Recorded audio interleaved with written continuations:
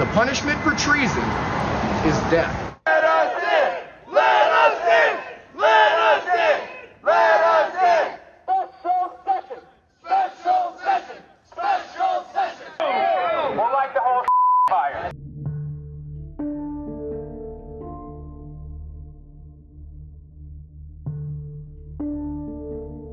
Beginning in late November 2020, the president and his lawyers started appearing before state legislators, urging them to give their electoral votes to Trump, even though he lost the popular vote.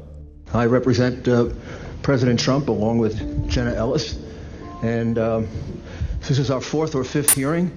This election has to be turned around because we won Pennsylvania by a lot, and we won all of these swing states by a lot. This was a strategy with both practical and legal elements. You could also do what the Florida legislature was prepared to do, which is to adopt a slate of electors yourselves. And when you add in the mix of the significant statistical anomalies and sworn affidavits and video evidence of outright election fraud, I don't think it's just your authority to do that, but quite frankly, I think you have a duty. But Republican officials in several states released public statements recognizing that President Trump's proposal was unlawful. For instance, Georgia Governor Brian Kemp called the proposal unconstitutional, while Arizona House Speaker Rusty Bowers wrote that the idea would undermine the rule of law. The pressure campaign to get state legislators to go along with the scheme intensified when President Trump invited delegations from Michigan and Pennsylvania to the White House. Either you or Speaker Chatfield, did you make the point to the president that you were not going to do anything that violated Michigan law? I believe we did. Whether or not it was those exact words or not, but I think that the words that I would have more likely used is we were going to follow the law. Nevertheless, the pressure continued. The next day, President Trump tweeted, quote, "Hopefully the courts and/or legislatures will have the courage to do what has to be done to maintain the integrity of our elections and the United States of America itself. The world is watching." He posted multiple messages on Facebook listing the contact information for state officials and urging his supporters to contact them to, quote, "demand a vote on decertification." In one of those posts, President Trump disclosed Mike Shirkey's personal phone number to his millions of followers. All I remember is receiving over just shy of 4,000 text messages over a short period of time. The Trump folks are calling and asking for changes in the electors, and you guys can do this. Well, you know, they were believing things that were untrue.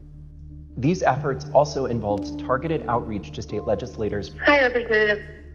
My name is Angela McCallum. I'm calling from Trump campaign headquarters in Washington, D.C. You do have the power to reclaim your authority and send a slate of electors that will support President Trump and Vice President Pence. From President Trump's lawyers and from Trump himself. And I've become friendly with legislators that I didn't know 4 weeks ago. Another legislator, Pennsylvania House Speaker Brian Cutler, received daily voicemails from Trump's lawyers in the last week of November. Mr. Speaker, this is Rudy Giuliani and Jenna Ellis. We're calling you together because we'd like to discuss, obviously, the election. Hello, Mr. Speaker. This is Jenna Ellis, and I'm here with Mayor Giuliani. Hey, Brian, it's Rudy. I really have something important to call to your attention that I think really changes things. Cutler felt that the outreach was inappropriate and asked his lawyers to tell Rudy Giuliani to stop calling, but Giuliani continued to reach out. I understand that you don't want to talk to me now. I just want to bring some facts to your attention and talk to you as a fellow Republican. Clerks facing felony charges in Michigan. Poll watchers denied access in Pennsylvania. These ads were another element in the effort.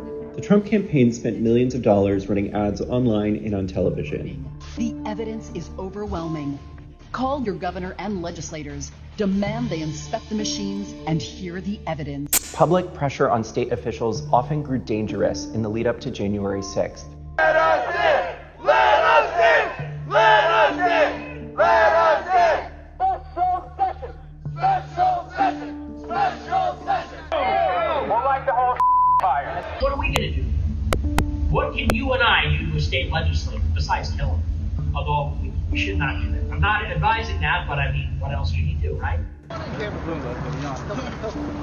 The punishment for treason is death.